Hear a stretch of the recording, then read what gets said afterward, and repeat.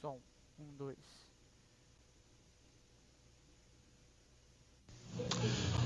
Paz e graça para você ligado nessa emissora. Estamos começando, como sempre, nesse horário, o seu programa de reflexão, entrevistas e debates de todos os dias. E hoje nós vamos discutir uma questão relativamente nova no mundo evangélico brasileiro.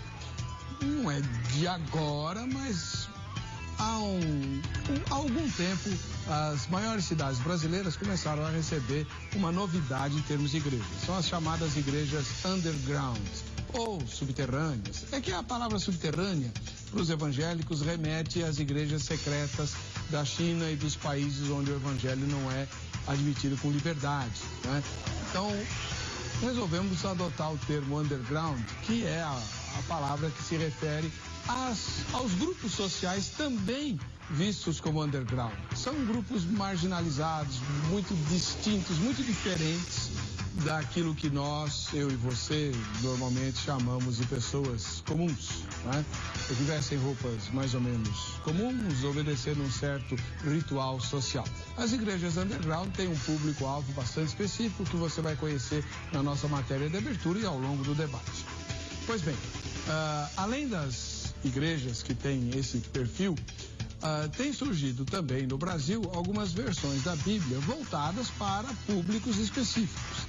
E a versão da Bíblia voltada para as igrejas underground, pelo menos uma delas, a mais conhecida, a mais nova, é a chamada freestyle, que evidentemente usa uma expressão bastante cara a alguns desses grupos underground, né? Alguns desses grupos de esportes radicais e tal.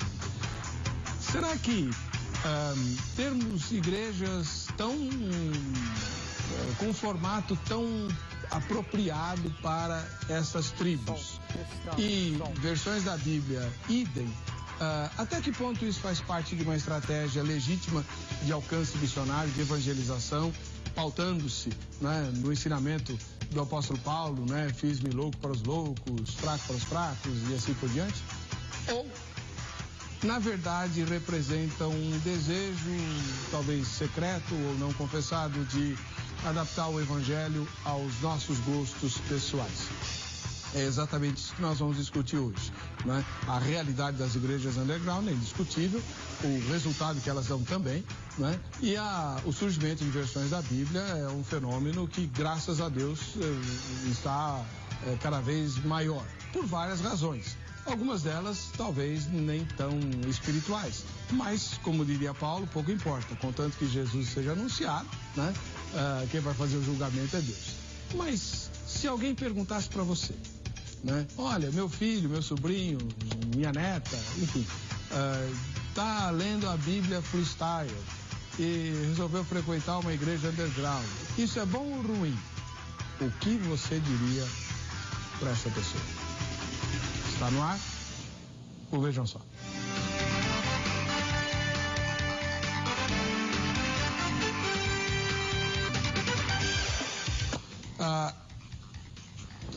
Estamos recebendo pela primeira vez no Vejam Só o irmão pastor Ariovaldo Júnior, que é o ministro da Igreja Manifesto Missões Urbanas, o Ministério Sal da Terra, o idealizador e um dos que está à frente do projeto da Bíblia Freestyle.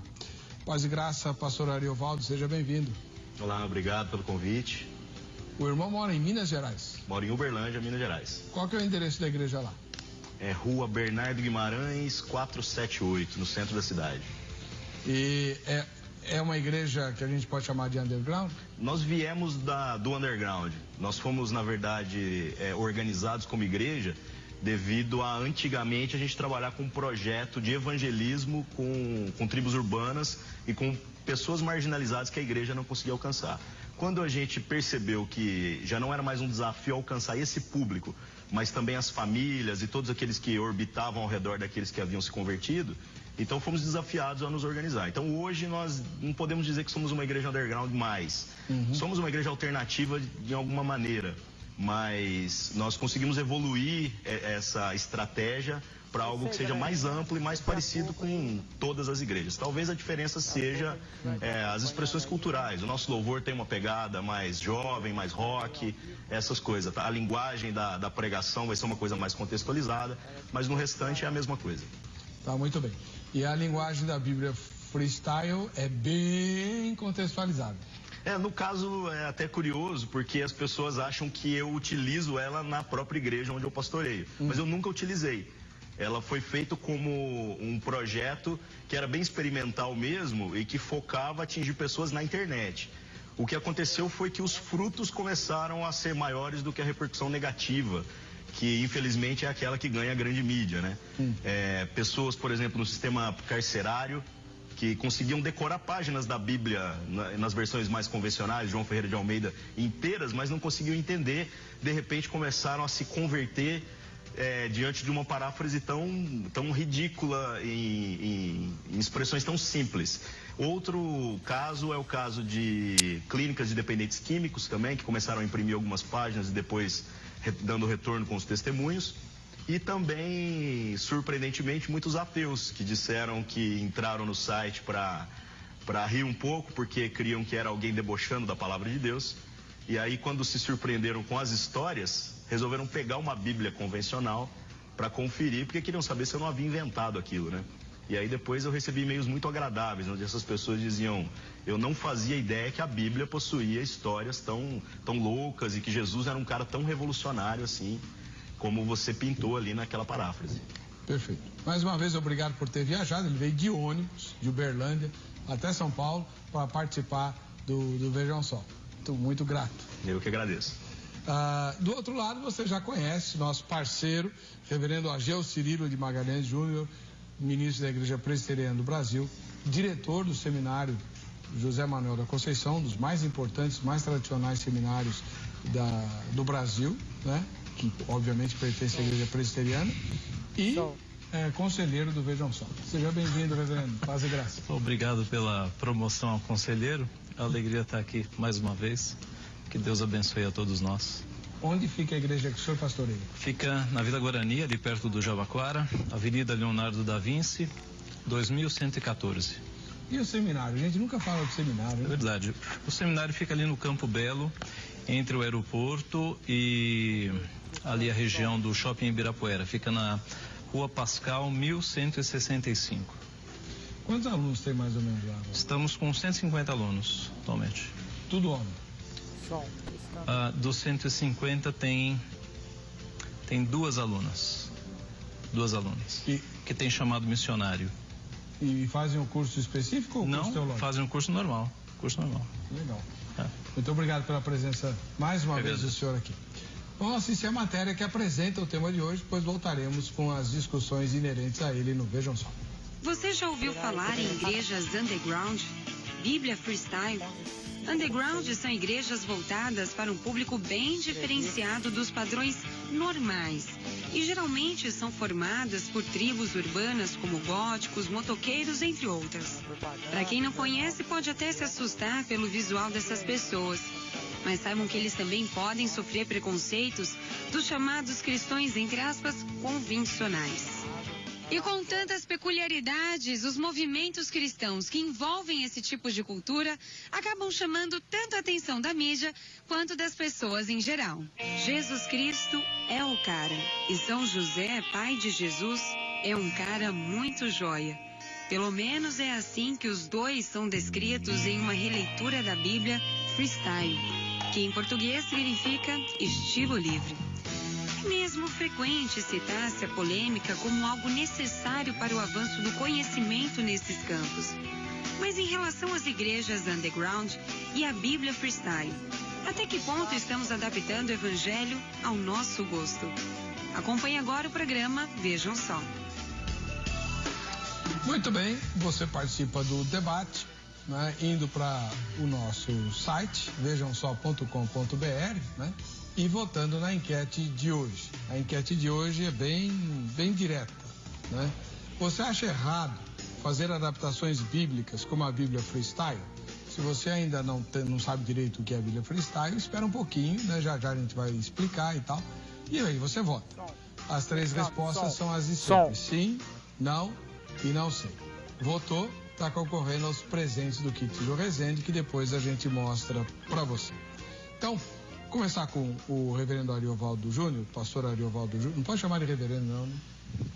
Normal, né? O reverendo vem da reverência que a comunidade tem ao pastor, né? Nada demais. Aliás, vou aproveitar esse gancho para explicar para os telespectadores. Não é que algumas igrejas têm reverendo e outras têm pastor. Isso é um pouquinho de uma certa implicância e ignorância aí do povo evangélico, né? Reverendo está para pastor, assim como o doutor está para médico. Quem é seu médico? O doutor fulano de tal. Quem é o seu pastor? Reverendo fulano de tal. Entendeu? Então todo pastor devia ser reverendo. Mas enfim. Irmão Ariovaldo, mais fácil, né?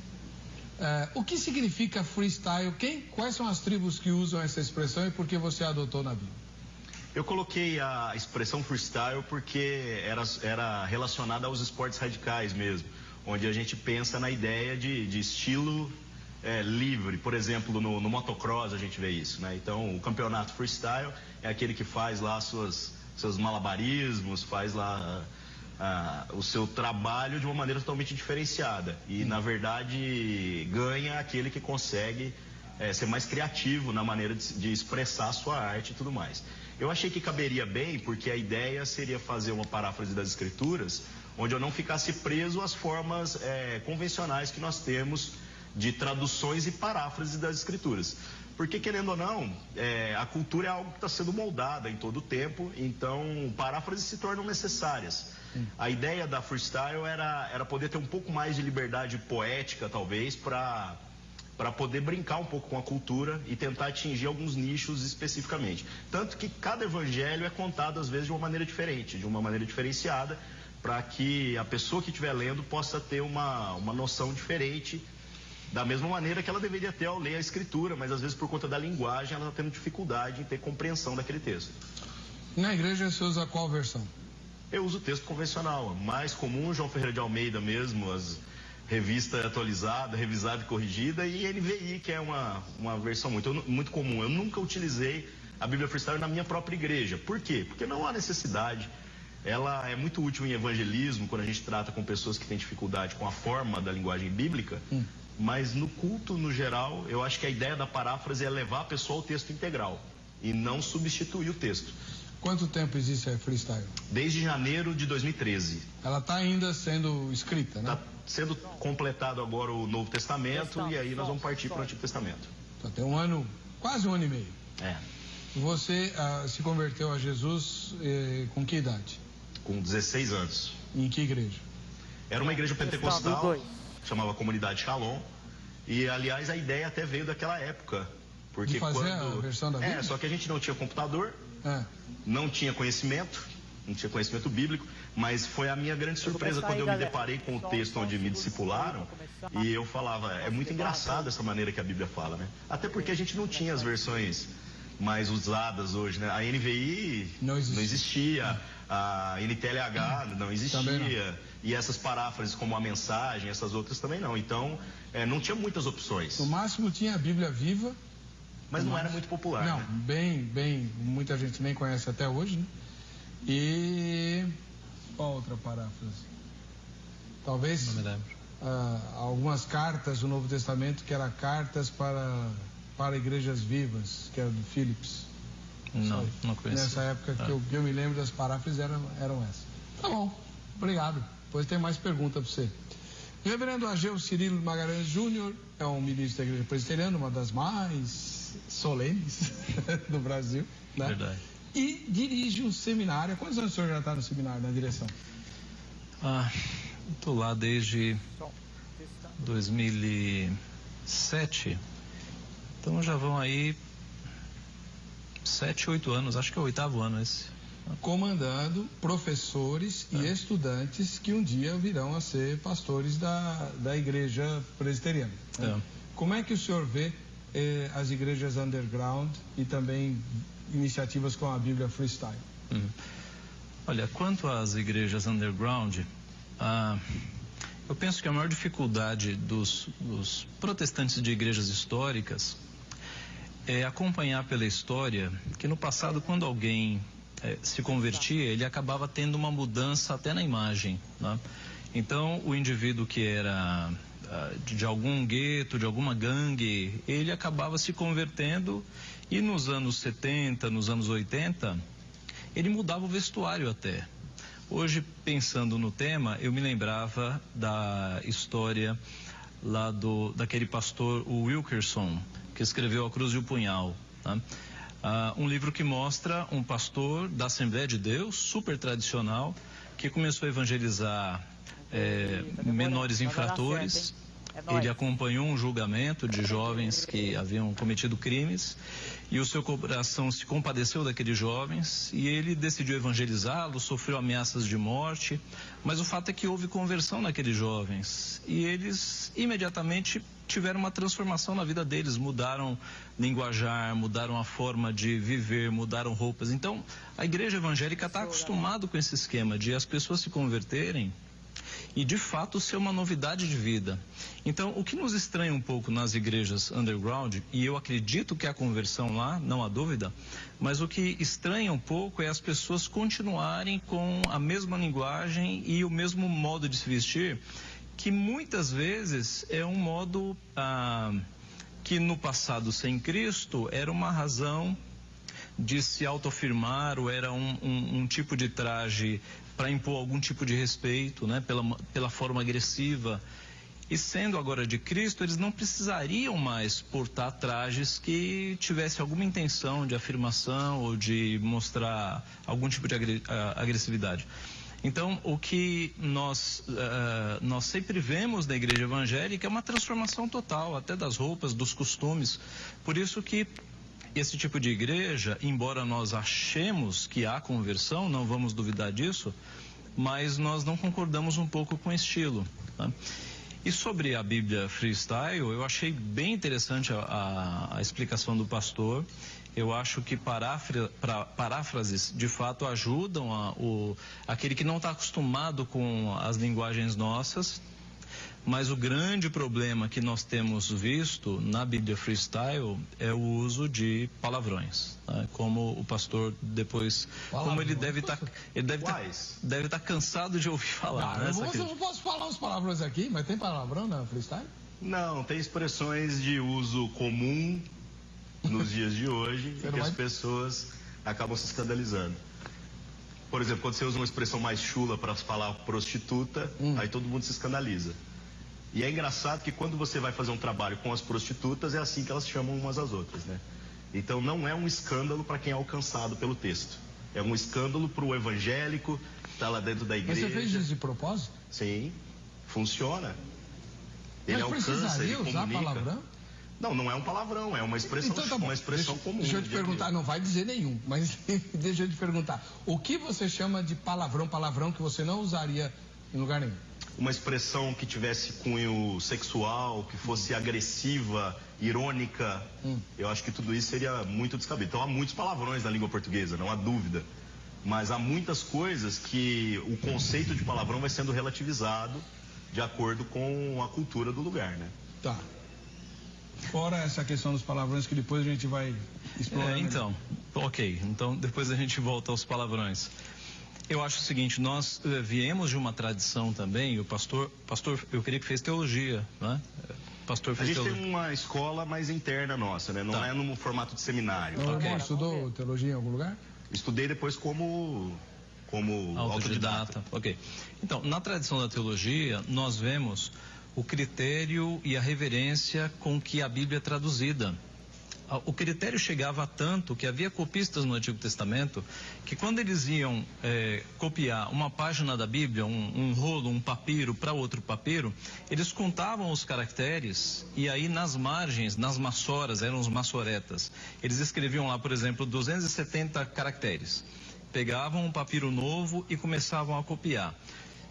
E aí, terminada a cópia, eles contavam de novo os caracteres. Se desse 271, se desse a diferença de um caractere, eles iam na cópia e queimavam. Porque era uma reverência tão grande para com a palavra e um zelo para que nada fosse traduzido de forma diferente, porque afinal era a palavra de Deus, era a mensagem de Deus. Então, com a liberdade que a Bíblia Freestyle tem, você acaba olhando alguns textos e vendo que foge ao significado.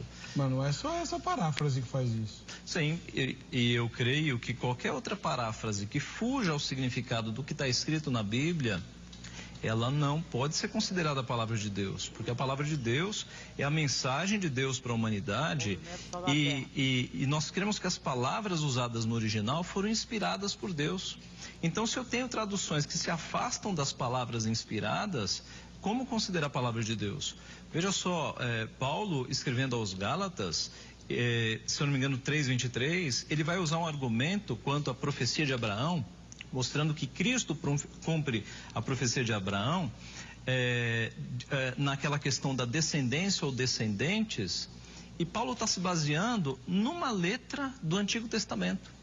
Ele está se baseando no argumento de um final de letra, um plural lá do hebraico. Ele confiava tanto que o texto que ele tinha na mão era fiel, que ele se arrisca a construir um conceito importante, apoiando-se numa palavra do Antigo Testamento, numa terminação plural ou singular. Então, para nós que viemos da teologia, é muito difícil aceitar uma versão que, quando você vai dar uma olhada no sentido, ela foge totalmente o sentido. Ela comunica uma ideia central, ok, mas nos aspectos secundários do texto, ela foge, ela desvia o sentido. No próximo bloco, você ouviu os dois extremos do debate, no próximo bloco nós vamos descer a mais detalhes. A gente vai ler algumas passagens da Freestyle, vai conversar um pouco mais sobre as igrejas underground e vamos ver o que o reverendo Ageu aceita e o que ele não aceita. O senhor não aceita nada? Veja, eu não li todo o material, mas está meio difícil. Então, vamos comparar também com outras versões da Bíblia que têm surgido, tá? Bom, enfim, nós vamos aprofundar o debate, não saia daí, a gente volta já com Vejam Só. Pastor Ariovaldo Júnior, ministro da Igreja Manifesto Missões Urbanas, do Ministério Sal da Terra. Pastor, antes de a gente falar da Bíblia Freestyle, o senhor está localizando um texto para ler para nós, eu queria que o senhor explicasse um pouquinho um pouco mais sobre as igrejas underground. O senhor já fez parte de igreja underground? Sim, a nossa igreja era uma igreja underground que acabou convergindo. Eu concordo com o que foi falado até pelo reverendo Ageu, no sentido de que a igreja não pode ser divergente daquilo que é a história da igreja de Cristo. Não há sombra de dúvidas.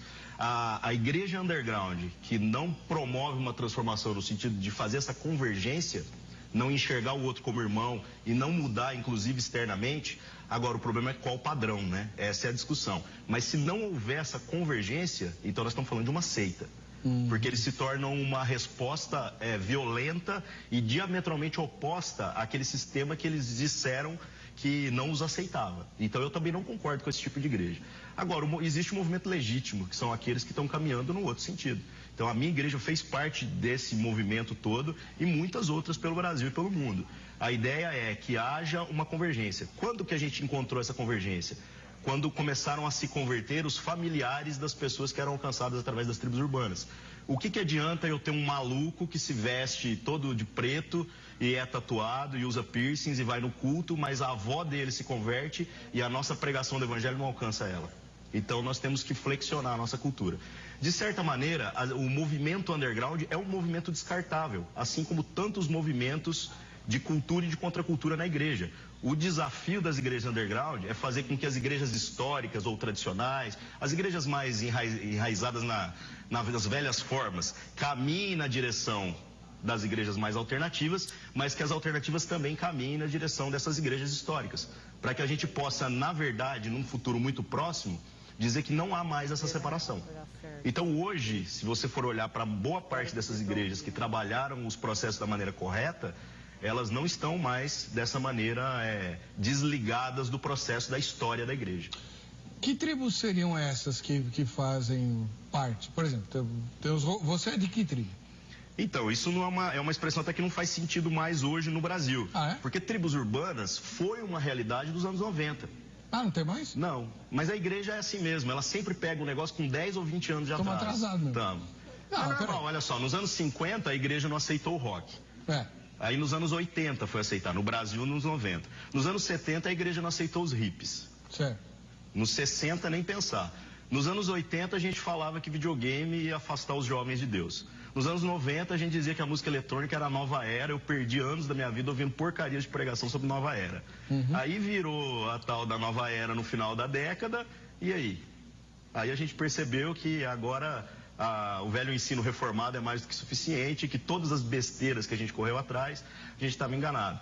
Hoje nós aceitamos o rock, nós aceitamos a música eletrônica, nós aceitamos todas essas coisas, desde que sejam feitas com moderação, desde que sejam feitas de modo que não influenciem os valores da palavra de Deus.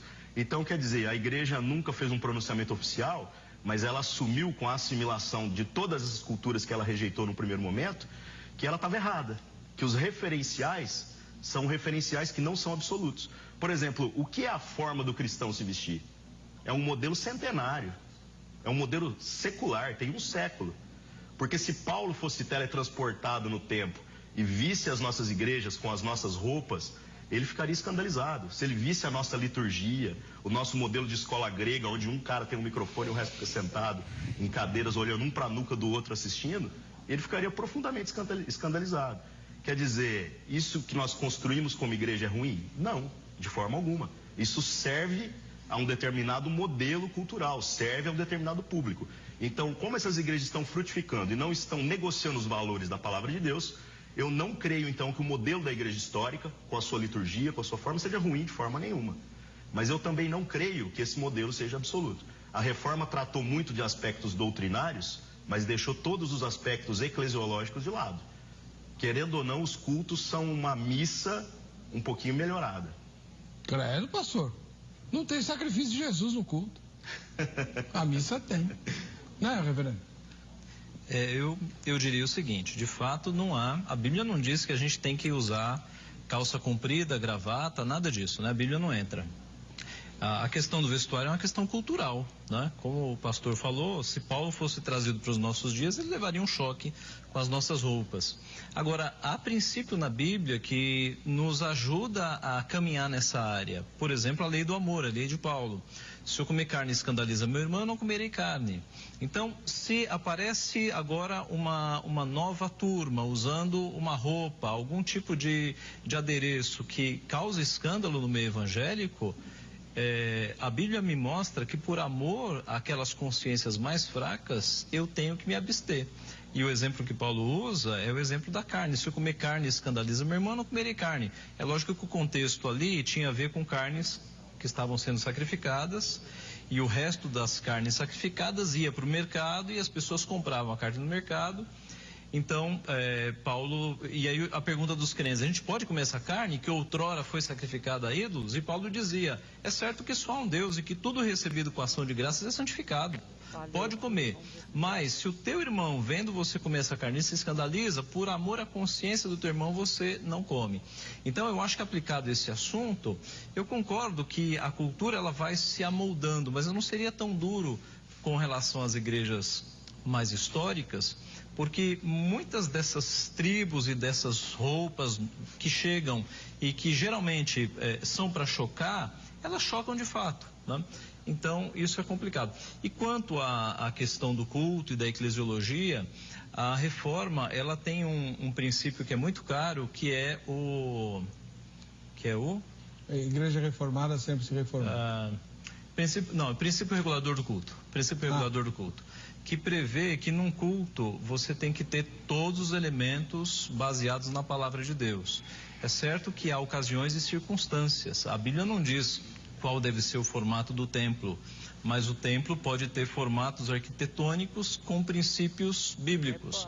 A Bíblia não diz qual vai ser a ordem da liturgia, dos cânticos e das orações e da mensagem. Mas a Bíblia diz que um culto só é culto se tiver alguns elementos. Se tiver a mensagem da palavra, a leitura da palavra, oração e música. E salmos, hinos e cânticos espirituais. Tá? Então, por mais que haja algum tipo de variação nos cultos, há elementos que tem que estar ali para que seja considerado um culto. Agora, deixa eu só pegar um gancho aqui no que o pastor Ariovaldo falou, das roupas e tal. É óbvio que as igrejas históricas, elas são muito mais conservadoras nas suas vestimentas, tal. Eu mesmo sou um xarope nessa questão porque eu não consigo pregar sem gravata. Né? Na minha igreja vão pastores sem gravata e tal, mas eu não consigo pregar sem gravata. Eu sou um débil mental. É um bloqueio meu particular. Agora, reverendo, se a gente ficasse estribando nessa questão da roupa mais sóbria e tal, a gente não corre o risco de ficar engessado como ficaram os Quakers, que exigiam que as mulheres usassem aquele guardanapo? Corremos mesmo. E aliás, eu acho que essa é uma discussão bem atual, né? Porque na nossa denominação, você tem também aqueles pastores que só pregam de terno e gravata, e aqueles pastores que já são mais liberais e pregam informalmente, né?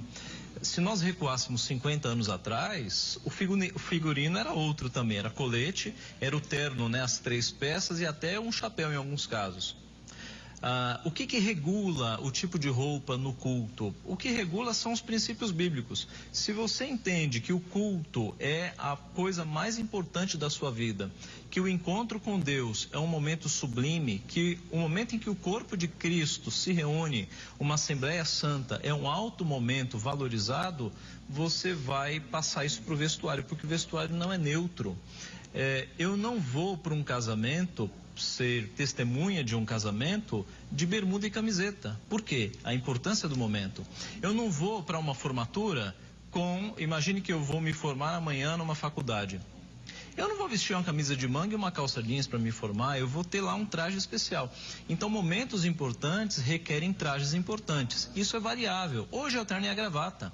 Mas se nós saíssemos daqui, fôssemos para um continente africano, e nós chegássemos lá num país que a roupa mais importante da cultura, a roupa que expressa maior importância, fosse uma bata branca, vistamos a bata branca. É variável, a Bíblia não fala em terno e gravata, a Bíblia fala que culto é momento importante. E aí, como roupa não é neutra, a roupa expressa uma linguagem, eu vejo na cultura qual é a roupa que mais mostra para mim a importância daquele momento, e assim eu me visto. Tenho quase certeza que o pastor Ariovaldo quer falar, porque a gente viu na matéria de abertura algumas cenas, se for possível pôr aquelas últimas cenas da matéria de abertura, mesmo sem o áudio, vai ser legal. Um grupo de pessoas, né, numa dessas igrejas underground, não sei qual acho que eles estavam bangueando, é isso? Bater na cabeça, né? Isso era muito comum nos anos 90. Não é mais? Graças a Deus, assim, a cultura está mudando, né? Essa discussão, por exemplo, do como a igreja... Eles estão comungando agora, é isso. Quer ver, ó? Teve todos os elementos, né, segundo a ordem do culto, tá? Tem a leitura da palavra, a ministração do sacramento. E depois a música, né? Então, mas o interessante é o como nós definimos os padrões mesmo e o como a gente acaba nos conformando com a fraqueza das pessoas da igreja. Eu concordo totalmente com essa ideia de que nós não podemos escandalizar os irmãos. Aliás, eu faço até força muitas vezes, em algumas ocasiões. É isso que eu tô falando. Sim. Em algumas ocasiões já falaram, pô, você vai celebrar um casamento? Eu também vou vestido apropriadamente para celebrar o casamento. Agora, o que acontece? Acontece que no culto nós temos que entender o seguinte: nós devemos nos vestir de maneira apropriada, com a devida reverência e tudo mais, mas qual expectativa nós projetamos nas outras pessoas que ainda não têm conhecimento e maturidade? Por isso o nosso culto perdeu totalmente seu caráter evangelístico. Levar uma pessoa ao culto hoje é levar ela a uma viagem no tempo. Então, o que acontece? Acontece que nós deveríamos trabalhar mais a mentalidade das pessoas que possuem esse entendimento da reverência para que a gente possa abrir o entendimento delas. E, ao mesmo tempo, trabalhar com as pessoas de fora para que elas possam compreender essa reverência. Por que nós plantamos uma igreja? Porque nós trabalhávamos com metaleiros, eram esses caras aí, punks e outros que não cabiam na igreja. Eu era de uma igreja que não os aceitava, mas nós, pelo serviço, por a gente se submeter a tirar o brinco, a não andar exibindo tatuagens e nem nada do tipo, ganhamos o coração da nossa liderança. Até que então disseram, poxa, nós não podemos dizer que o chamado que vocês têm não é de Deus. O que nós estamos dizendo é que nós temos uma dificuldade de assimilar essas pessoas. Então fizeram aquela abençoada do tipo assim, vocês estão abençoados para ir fazer lá longe. A ideia da igreja alternativa surge dentro dessa proposta. Por que você monta um projeto alternativo? Porque a igreja historicamente estabelecida não absorve essas pessoas. Por isso que eu digo que ela tem que ser descartável, o processo tem que ser convergente. Nós temos que gerar, então, abertura na igreja convencional e nós temos que gerar reverência na outra igreja. Agora, qual é o meio termo? Nós não sabemos, porque a cultura está mudando. Outro problema quando a gente fala de cultura, e aí, né, com relação à vestimenta, olha como é que a igreja histórica está patinando numa coisa muito simples. Hoje o movimento gay. Aí o gay está lutando pelos direitos dele, e nós não temos dúvida nenhuma entre nós aqui de que a homossexualidade é pecado e ponto. A Bíblia é muito clara nisso. Agora o problema é que quando aparece um travesti na igreja, o que nos incomoda são os peitos do irmão. Porque vai que ele é irmão, foi um predestinado, né, por Cristo Jesus e tudo mais. Então a gente não consegue nem abraçar o irmão, nem pregar o evangelho para ele, nem sentar na mesa com ele, porque ele ainda não possui entendimento e por isso que ele está vivendo daquela maneira. A igreja, quando absorve ainda esse cara, ela está mais preocupada em fazer uma cirurgia para mudar esteticamente do que em pregar o evangelho. Para você ver como que o que a gente está chamando e defendendo de uma cultura cristã e tudo mais, muitas vezes é um empecilho para o avançar do evangelho, para alcançar pessoas dos nossos dias. Então eu concordo com a reverência, eu concordo com todos esses aspectos, a ordem do culto, a liturgia, tudo isso é importante. Mas a gente tem que pensar se nós não estamos idolatrando demais as formas e com isso impedindo pessoas de chegarem até Cristo. Eu até não imaginei que a sua resposta seria um pouco diferente, porque o pouco envolvimento que eu tive com algumas pessoas do grupo underground me surpreendeu bastante e muito, né? Eu ainda era pastor lá, seu vizinho, na igreja do Jabaquara, quando nós fizemos um congresso lá de gente metaleira lá, de Jesus e tal, e chegaram uns dois lá, malucos, né, que vocês falam? Mas quando eu os ouvi orando e se exortando mutuamente, eu fiquei profundamente envergonhado. Envergonhado mesmo. Eu jamais teria coragem, acho que nem hoje eu tenho, de pregar denunciando o pecado e confrontando os irmãos do púlpito da minha igreja, como eu vi o irmãozinho lá fazendo. E o pessoal, tudo maluco, tatuado, cheio de piercing. É verdade, Senhor, misericórdia e tal. E se consertando com Deus ali, sem muita preocupação com o que o cara que está no banco do lado tá pensando, né? Então, existe a minha forma de ver é que a igreja histórica tem uma tradição a zelar e uma preocupação, às vezes, um pouco exagerada com a forma. E vocês, do grupo underground, não tem compromisso nenhum com a forma. Só pensam no conteúdo. Sim, essa é bem a ideia. Agora, o desafio, então, é convergir essas duas coisas. Exatamente. É a gente caminhar na mesma direção. Por exemplo, uma curiosidade, hoje o lugar onde eu mais sou chamado para ministrar são igrejas históricas. Até porque o que eu percebi é que as comunidades que são dissidentes das igrejas históricas, que num primeiro momento são abertas culturalmente, se tornam fechadas em si mesmas. Como assim? Elas abrem, aqui é diferente da presbiteriana. Aqui o louvor é mais para frente e tal. E aí se torna um gueto. É ali, só prega quem é dali e ela fecha. A próxima geração não tem continuidade.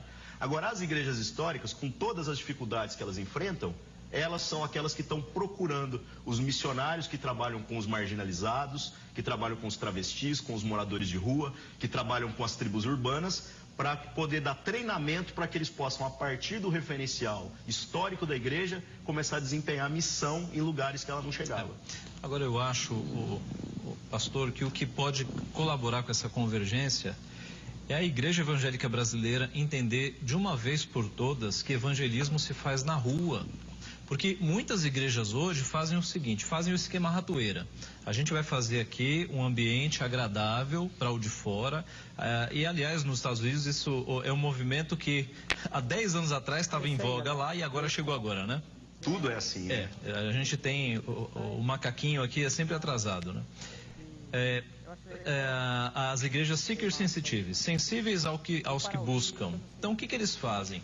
Eles montam uma igreja que não parece com igreja. Por quê? Porque o não crente não gosta de igreja. Então vamos montar algo aqui que pareça um programa de auditório, que pareça um estúdio de televisão, não pode ter aparência de igreja.